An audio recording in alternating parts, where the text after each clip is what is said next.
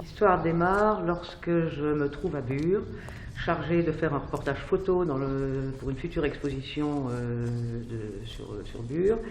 Et là, j'ai vu qu'à l'église, enfin le cimetière qui est autour de l'église, comporte des tombes de guerre du Commonwealth.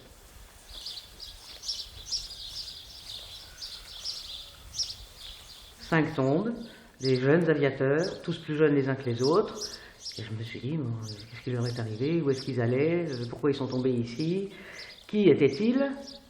Et j'ai voulu comprendre le pourquoi du comment et de ces tombes sur le territoire de Bure.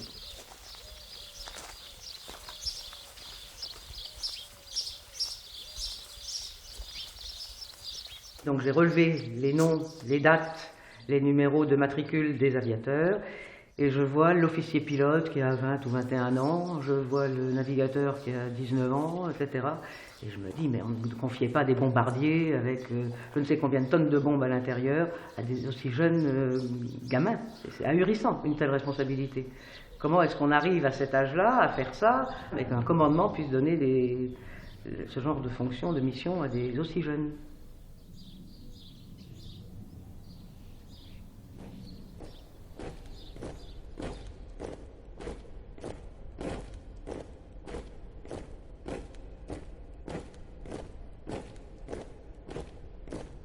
En 1944, cela fait 4 ans que la région de Montier est occupée par les Allemands. Ce n'était pas arrivé pendant la Première Guerre mondiale, mais là, c'est un fait indubitable.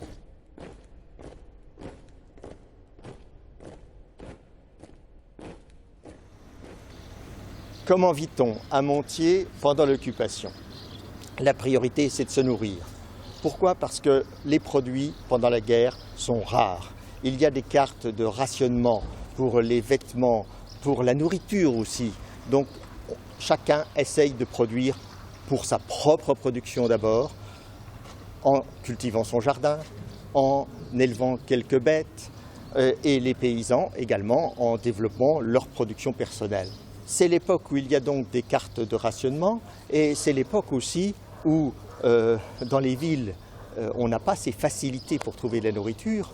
Et donc, beaucoup de personnes viennent à la campagne et ils viennent donc se ravitailler à bon compte en retissant des liens familiaux un peu distendus. Le paradoxe, c'est que les Allemands sont rarement présents dans les villages du sud de la Meuse, mais qu'en même temps, l'ordre allemand, lui, il y est bien présent et en permanence. L'origine, c'est le pacte noué dès 1940 par le maréchal Pétain et Hitler, le pacte qui met toute l'administration française au service de l'occupant. Donc les Allemands n'ont pas besoin d'être présents en nombre, puisque la gendarmerie française, les maires, les fonctionnaires de toutes les administrations, aussi bien agricoles qu'industrielles, font des rapports, transmettent au préfet, qui lui-même transmet à Vichy et transmet aux Allemands. Indirectement, l'Allemagne contrôle l'ensemble du pays. Eh bien, ça ne veut pas dire qu'il y a des Allemands partout. Au contraire, les Allemands, ils sont peu nombreux. Ils sont très présents dans les villes, à Saint-Dizier, à Bar-le-Duc.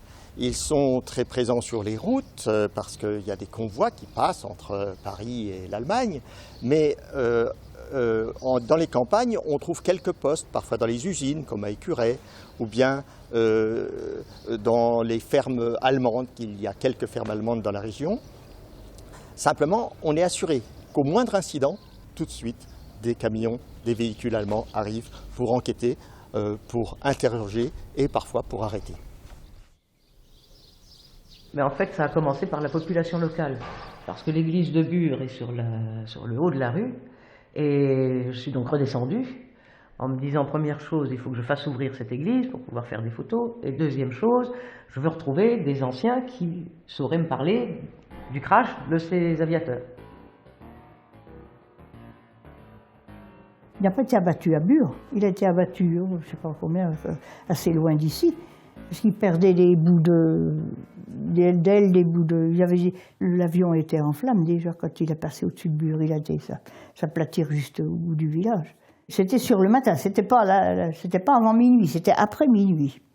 Mais mon père ne savait pas relever, il me dit, oh ben non, c'est des avions qui passent, des Anglais qui passent, c'est un avion qui est tombé. qu'ils avaient peut-être vu la lumière, parce qu'il paraît qu'il a fait 2 fois le tour du village, ça éclairait. Il y en a beaucoup qui sont relevés la nuit, qui ont entendu du bruit. Qu'est-ce que c'est? Qu'est-ce qui se passe? Qu'est-ce qui se passe? C'est ce que...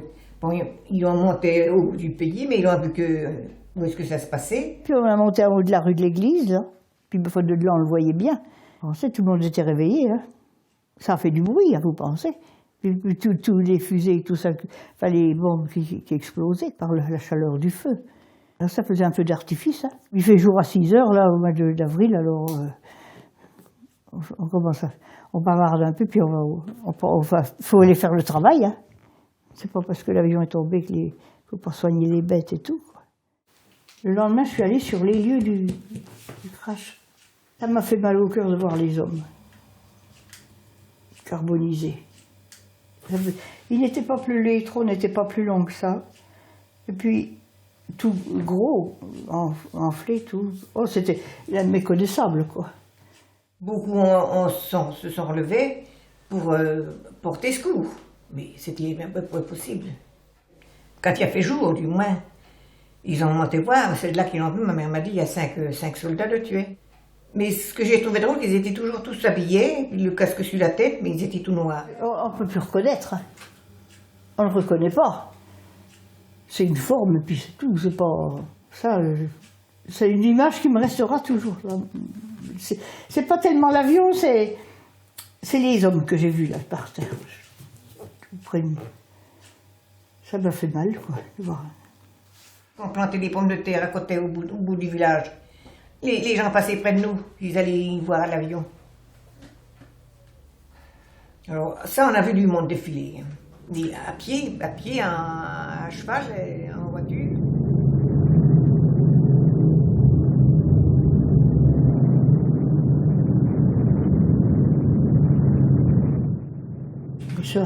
Ça mur là échappé belle quand même.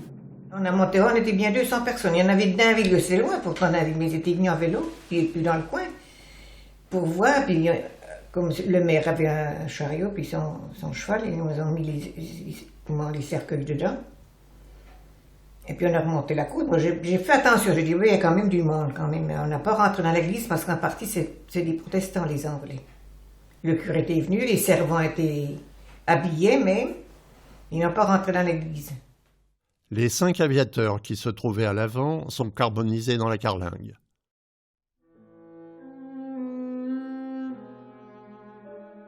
Robert Montgomery, pilote. Robert Clough, pilote. Terence Parkin, opérateur radio. Robert Boyce, navigateur. Stanley Smith, mécanicien de bord.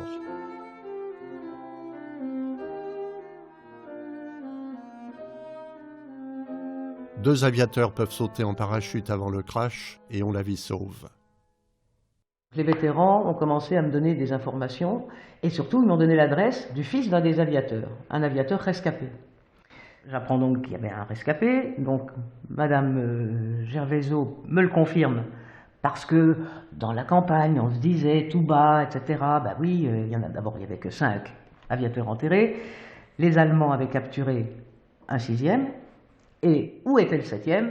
Qui s'en était occupé? Par où était-il parti? Elle était encore adolescente, hein, une grande adolescente, donc en plus on ne parlait pas forcément devant elle. Mais elle a fait elle-même son enquête et elle a retrouvé les informations qui me manquaient. Mais je savais, le dimanche, on savait qu'il y en avait un tombé il y avait un parachute à Zéville, les soldats. Je ne sais pas comment il a fait pour se cacher. J'ai demandé à Madame Lebert, qu'elle a dit que c'était chez nous. Alors c'était donc bien vrai que c'était à Zéville. Puis j'ai eu de la chance que c'était chez cette femme-là, chez ses parents. Dans l'inquiétude pendant des mois, hein, les gars de Zéville, là. Surtout qu'il y avait des enfants, les enfants ça bavarde. Faut pas aller dans la chambre en haut, là, ce qu'elle m'a dit. C'était un soldat pour elle, mais elle ne savait pas si c'était un Anglais ou un Italien ou n'importe. Il était blessé et il a été gardé, caché la nuit dans un grenier, en attendant de pouvoir le faire soigner, premièrement, et surtout emmener pour qu'il puisse rejoindre la Suisse. L'homme qui l'avait récupéré l'a emmené chez les gendarmes, qui l'a mis en rapport avec un médecin, soigné en cachette dans un hôpital avec des bonnes sœurs. C'était à Poisson, et c'était par un docteur Renard qui caché, donc, qui en avait soigné plusieurs évidemment, et qui a caché dans l'hôpital où il était réquisitionné, il travaillait pour l'hôpital allemand bien sûr, avec des bonnes sœurs, et ensuite le docteur Renard l'a fait passer à Chaumont, où il a été soigné par le fils de Madame Descharmes, qui était médecin également, et qui l'ont gardé plusieurs mois avant de voir la possibilité de l'envoyer en Suisse. Richard Mitchell de la Royal Air Force, mitrailleur supérieur. Dans un rapport, il raconte son périple vers la Suisse. Après avoir marché 1 jour et demi, j'ai rencontré un Français qui m'a escorté au poste de police à Poisson, en Haute-Marne, d'où je fus emmené chez le médecin local, le docteur Renard. Après environ 2 semaines, durant lesquelles mes blessures ont été soignées, je fus envoyé dans une autre maison environ 20 km plus loin où j'ai pris contact avec la résistance. On m'a donné une carte d'identité, de la nourriture et un endroit pour dormir pendant environ 3 semaines. John Baker, de la Royal Australian Air Force, mitrailleur arrière. Il fut capturé et interné en Lituanie, puis dans un camp au sud de Hanovre. Il a survécu. Chaque membre de l'équipe d'un Lancaster se porte volontaire pour son poste de combat. Le pilote choisit chacun de ses membres parmi ceux qui sont disponibles dans l'unité d'entraînement opérationnel. Assis à côté du pilote se trouve le mécanicien de vol. Derrière, le navigateur. Assis dans la tourelle avant, le viseur bombardier. Couché, il dirige le pilote sur l'objectif, il arme les bombes et les largue. À côté du navigateur, l'opérateur radio. Dans la tourelle supérieure non chauffée, un mitrailleur. Assis dans la tourelle arrière, un mitrailleur isolé du reste de l'équipage. L'agencement de l'avion est important. Ils avaient quand même des relations, les aviateurs entre eux dans cet avion, sauf le canonnier de queue qui lui était tout seul et qui ne pouvait pas communiquer avec eux.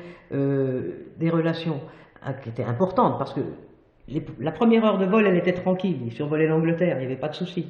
Puis 1 heure plus tard, on arrive en bordure des côtes et là, c'est plus tout à fait la même chose puisqu'on se retrouve avec les risques d'interception allemande, puisque les radars côtiers allemands les interceptaient, enfin les repéraient avant même qu'ils n'aient quitté l'Angleterre. Donc ensuite, on a des heures de stress important, au cours duquel d'ailleurs ils sont bien rodés pour faire leur travail d'aviateurs, leur travail de soldats.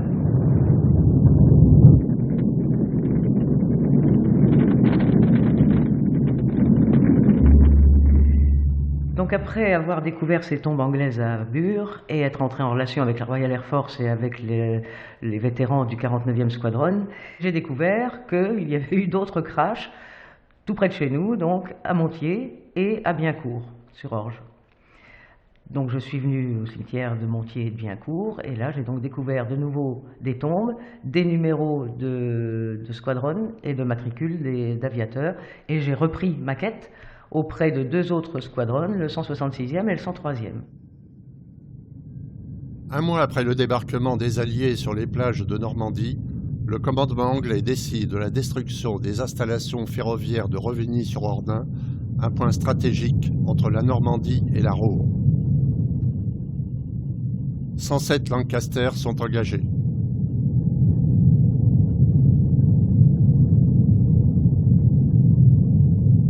Le 11 juillet, ils sont partis, le temps était correct sur l'Angleterre. Quand ils sont arrivés sur Revigny, c'était le brouillard le plus complet, un 12 juillet. Visiblement, les prévisions météo n'étaient soit pas bonnes, soit n'avaient pas été communiquées. Et ils n'ont pas pu bombarder les installations, puisqu'ils avaient l'ordre formel de ne bombarder que s'ils voyaient ce qu'ils bombardaient. Il ne s'agissait pas de faire sauter des maisons civiles, etc. Il fallait uniquement viser les installations ferroviaires. Ils sont rentrés, certains avec bien du mal, mais ils se sont quand même fait évidemment pourchasser. Le 12 juillet au soir, dans la nuit du 12 au 13, 2 avions tombent sur Montier.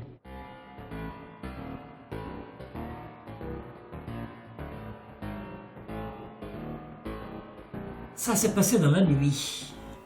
On a entendu le roulement des avions. Bon, ben les gens étaient relevés, ils se demandaient qu'est-ce que c'est qui se passait. Retournez au lit, vous n'avez pas besoin de... alors, on a retourné, bon. Et le matin, quand on s'est levé, ben, il y avait des petits clans qui discutaient des événements. Et ils ont dit, oh, ben, il y a un avion qui est tombé ou des avions qui ont tombé du côté de Montgérard, et puis il y en a des autres qui ont tombé à la ferme de la Haye. Dans l'après-midi, avec des copains, et puis des personnes âgées aussi, on a donc monté vers la ferme de la Haye. Et là, quand on est arrivé sur le plateau, on a vu que ça fumait toujours, et puis ça sentait le mauvais, ça sentait le roussi, ça sentait le grillé. Hein. Alors, on a approché, et il y avait la fermière de la Haye qui était là avec un grand panier en lin, qui ramassait les lambeaux de chair, qui les mettait dans son panier. Il a pendu une main, chaque fois pour prendre le poignet, la mettre. Oui, ça, je le verrai toute ma vie. Et puis, après, les gendarmes ont dit, allez, partez, allez-vous-en. Et en repartant, qu'est-ce que c'est? Oh, alors c'était dans le bois, hein, à l'orée du bois. Qu'est-ce que je vois, moi? Une botte, avec le pied. Puis c'est tout, les gendarmes étaient là, ben oui, ben alors ils l'ont pris. Mais il y a eu beaucoup de chair, je sais pas comment vous dire. Puis alors le sang.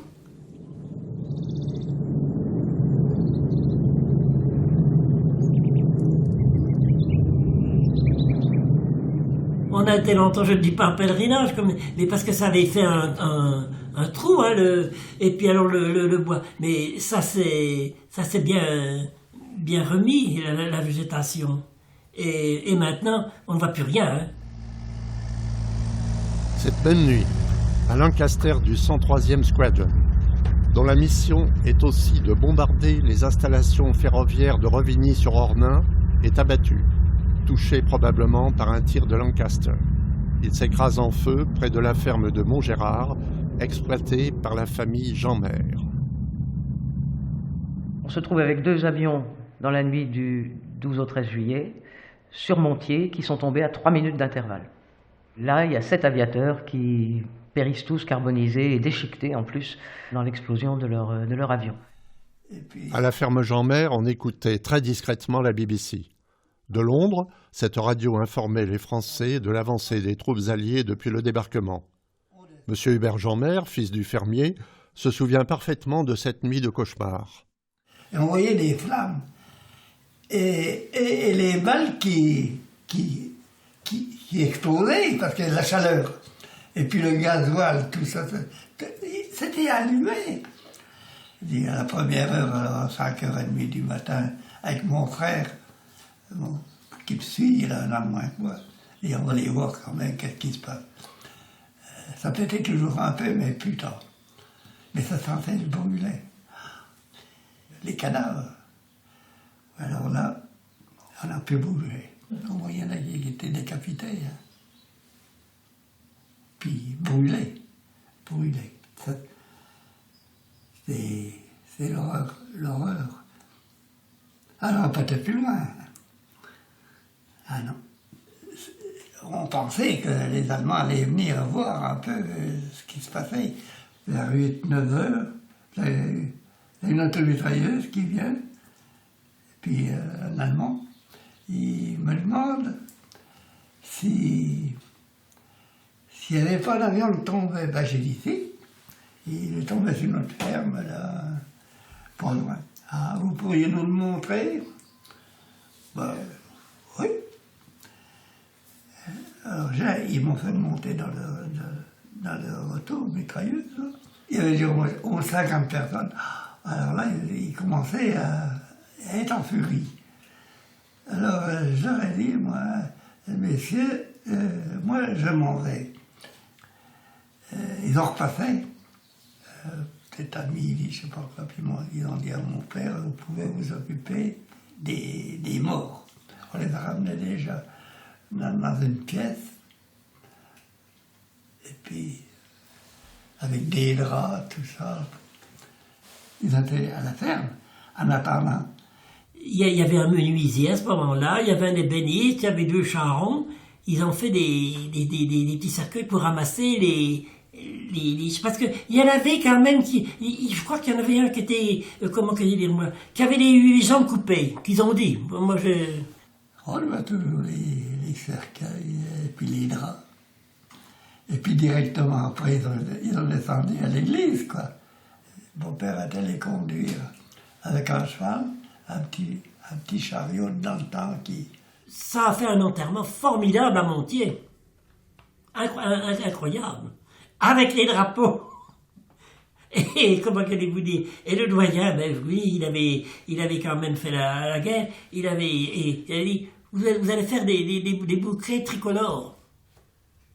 Et les 5, il y avait 7, je crois, 7 petits cercueils, parce qu'il y en avait des grands, des petits, puis il y avait des boîtes, des restants, hein. J'étais avec les jeunes de ce temps-là, il y avait une chasseur qui gardait les garçons d'un côté et les filles de l'autre. Alors bon, elle nous a dit, allez, prenez vos bouquets, puis vous suivez. L'église, les dernières personnes de l'église sortaient, les premiers arrivaient au cimetière. Alors, l'imagine, c'est en haut de la côte. Oui. Pas une parole, un silence de plomb. Les gens étaient anéantis. Pesant. Surtout qu'on avait encore la crainte des Allemands. Le service religieux est célébré le lendemain du crash, le 14 juillet 1944, dans l'église de Montier-sur-Sault. Le père Laprune, curé de la paroisse, prononce alors, au dire des témoins, une homélie musclée, bravant l'occupant allemand. Les aviateurs sont enterrés dans le cimetière du village.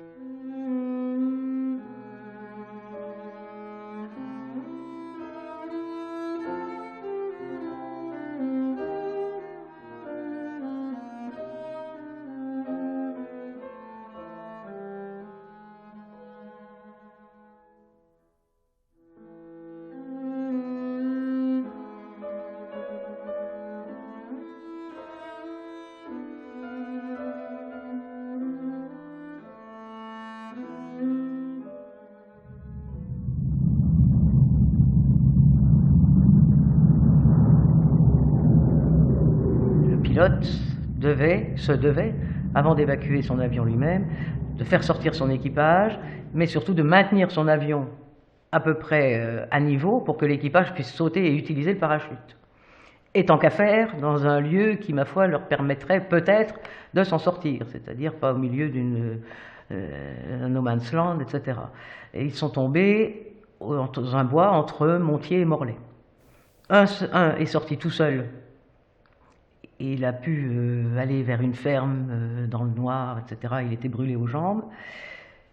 Les 2 autres ont pu sauter aussi, et avec le commandant de bord, qui a poussé dans le vide, avec son parachute, son coéquipier, qui était le viseur de tête, et dont il pensait qu'il était peut-être mort.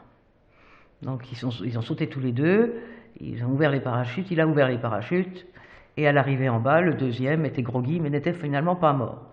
Ils ont marché dans le noir, ils partaient en direction opposée de l'avion qu'ils voyaient brûler, parce qu'il y avait quand même une grosse activité d'Allemands qui recherchaient évidemment les rescapés.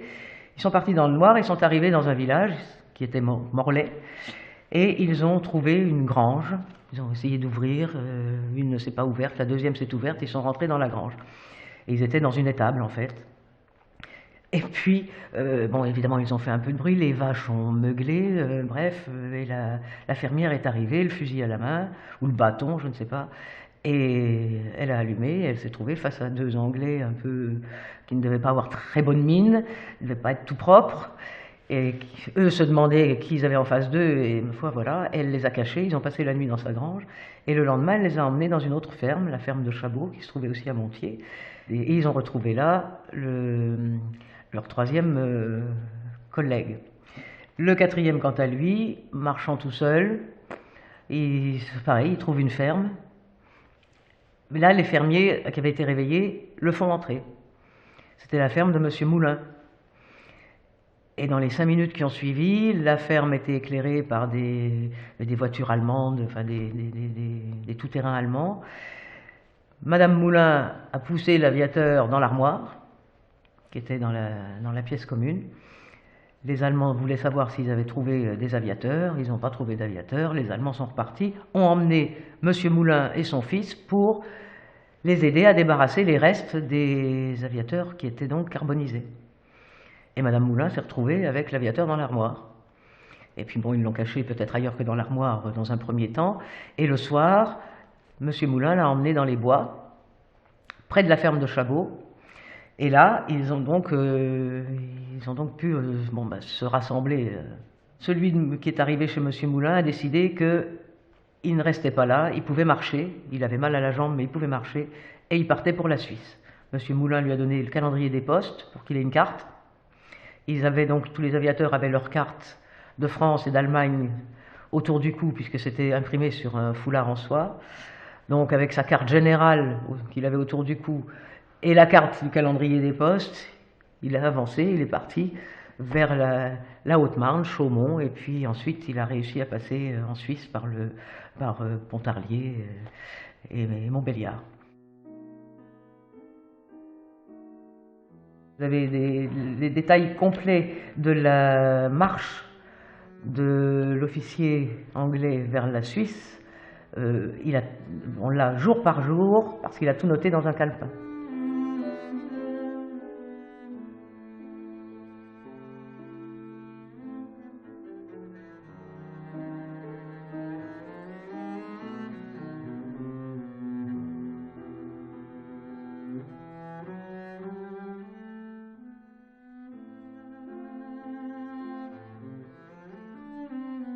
Tandis que les autres sont restés dans les bois, mais ils étaient blessés, beaucoup plus sérieusement. Ils ont été soignés, cachés par un étudiant en médecine qui s'appelait Jean de Sartige, dont le père était médecin, et qui était propriétaire d'une ferme sur Montier, pas très loin de la ferme où s'était abattu l'avion, et qui les a soignés parce qu'il y en avait certains qui étaient vraiment très très mal en point, donc l'étudiant en médecine ne pouvait pas y arriver. Donc ils ont été cachés dans la ferme de ce médecin. Et de là, ils ont pu partir fin juillet, sur Revigny. Ils ont rejoint le réseau de résistance dont faisait partie le médecin en question. Ils sont revenus sur Revigny qu'ils étaient allés bombarder, qu'ils auraient dû bombarder. Ils sont restés quelques jours cachés aussi dans une maison, et à pied, au courant d'août, ils ont pu rejoindre l'armée Patton qui arrivait, et ils sont allés jusqu'à Vitry-le-François. Il y a un Canadien, qui est parmi les survivants, donc un Canadien qui a voulu remercier ma mère en lui offrant ce sifflet qui fonctionne toujours. Voilà. J'ai des histoires qui se recoupent complètement, et j'ai des aviateurs qui se retrouvent. Et notamment ceux qui sont partis en Suisse. En fait, ils se sont retrouvés là-bas. Ils n'étaient pas du même vol, ils n'étaient pas de la même mission, mais ils ont fait le même chemin. Donc le chemin de l'un un peu plus détaillé m'a permis de retracer le chemin de l'autre moins détaillé.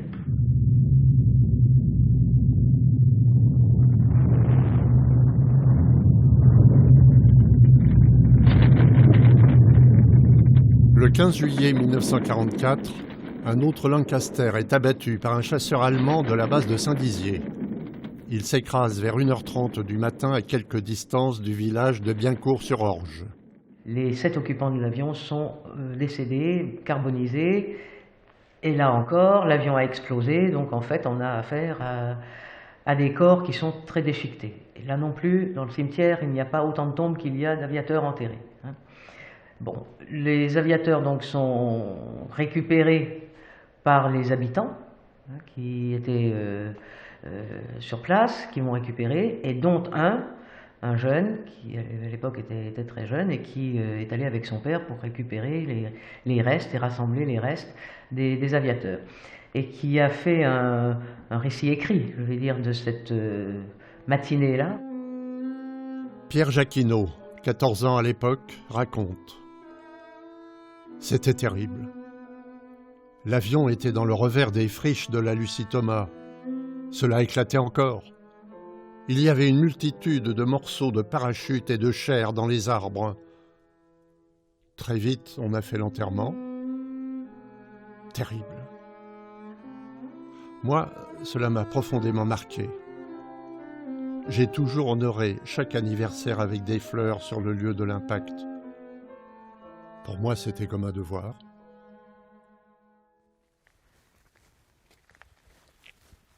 Après la Seconde Guerre mondiale, les Britanniques ont choisi de conserver les principes qu'ils avaient arrêtés à la fin de la Grande Guerre pour l'inhumation de leurs soldats. Donc ces principes sont au nombre de 3. Premier principe, ne pas rapatrier les corps. Deuxième principe, donner une équité de traitement. Troisième principe, individualiser les tombes. Et donc les Anglais sont souvent inhumés près de l'endroit où ils ont été tués, ce qui explique que pour les équipages ici de la Royal Air Force, eh bien, qu'ils sont disséminés dans une diversité de cimetières communaux.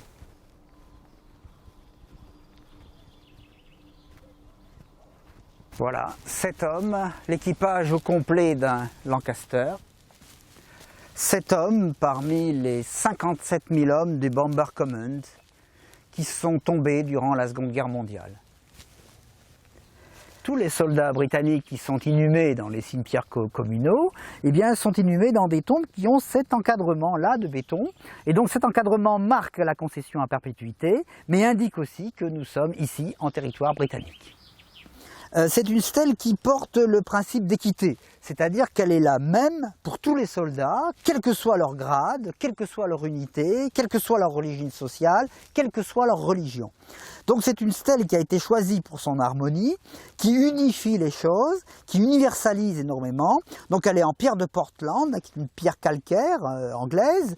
D'abord, il y a le nom, le matricule, le grade.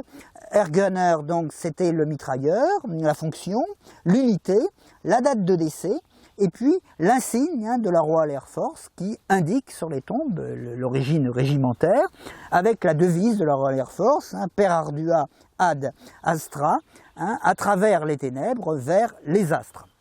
L'appartenance religieuse, elle est inscrite sur la stèle et les familles ont eu la possibilité de personnaliser la tombe en ajoutant une phrase ou une citation. Alors c'est limité à 66 caractères et il n'y a absolument pas de censure. Chaque famille peut mettre ce qu'elle a pu mettre, ce qu'elle souhaite. Et donc si on s'approche des autres tombes, là, on a un groupe de 3 stèles qui portent en fait 6 aviateurs et donc on peut penser que les corps étaient entremêlés lorsqu'on les a inhumés. Donc en élément remarquable, qu'est-ce qu'on peut voir? On peut voir que le commandant de bord, Ogden, avait la Distinguished Flying Cross, DFC, qui est là une citation pour bravoure en vol. Un des mitrailleurs avait la Distinguished Flying Medal, qui est une décoration également donnée en vol, pour bravoure en vol, pour les sous-officiers. Et donc ici, on a à la fois des Anglais et un Canadien, les équipages étaient mêlés. Donc à nouveau l'insigne de la Royal Canadian Air Force, qui ressemble beaucoup à celui de la Royal Air Force. Et pour le sergent Thomason, il y a une très très belle inscription à notre frère bien-aimé, toujours dans nos pensées. Il est mort comme il le souhaitait avec ses camarades. Le crash du premier avion qui est tombé, c'est l'avion qui était piloté par Redmond Banville, qui est un officier pilote canadien, qui faisait partie de la Royal Canadian Air Force. C'est les informations administratives de la Royal Air Force que j'ai pu avoir. Donc j'étais le fils d'un tel et un tel de tel endroit, ou le mari de, etc. Mais en fait, on n'a pas eu grand-chose. Alors j'ai appris, mais je ne sais plus de quel aviateur ça concernait, il y en avait un qui était un champion de football. Bon, il était très jeune, c'était le pilote et il faisait partie de, je ne sais plus quel, Manchester, je crois. C'était des jeunes qui n'étaient pas partis encore, qui n'avaient pas démarré leur vie pratiquement, les 3 quarts. Donc j'ai pas eu énormément d'informations. Alors sauf évidemment, avec par exemple pour Richard Mitchell, puisque son fils a pu me raconter quand même la vie antérieure de son père, qui avait soif d'aventure. C'était des jeunes qui étaient un peu tout feu tout flamme. Je m'étais posé la question, comment est-ce qu'on fait monter des Anglais dans un avion pour aller bombarder et se faire tuer, accessoirement quand même, parce qu'il y avait pas mal de pertes, des objectifs qui ne les concernaient pas franchement. Bon, ils avaient subi des bombardements, ils avaient un esprit de revanche, mais quand même. Et tous ces jeunes, bon, bah, ils étaient très convaincus qu'il fallait absolument se donner à fond pour sauver l'Angleterre. Et pour sauver l'Angleterre, il fallait aussi sauver la France, quoi. Comme ils étaient très jeunes, la Royal Air Force n'enrôlait qu'à partir de 18 ans. Certains ont triché sur leur âge pour pouvoir être enrôlés avant. Et ils avaient une formation quand même, pas tout à fait un an avant qu'ils ne partent en opération réelle.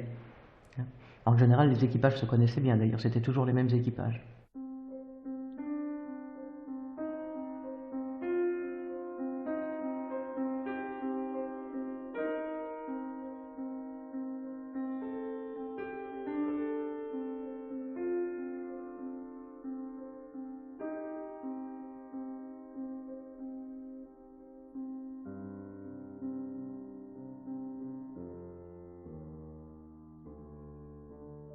Ils ont un nom, ils ont un matricule, ils ont une fonction, et puis voilà, et puis après ils sont... C'est qui?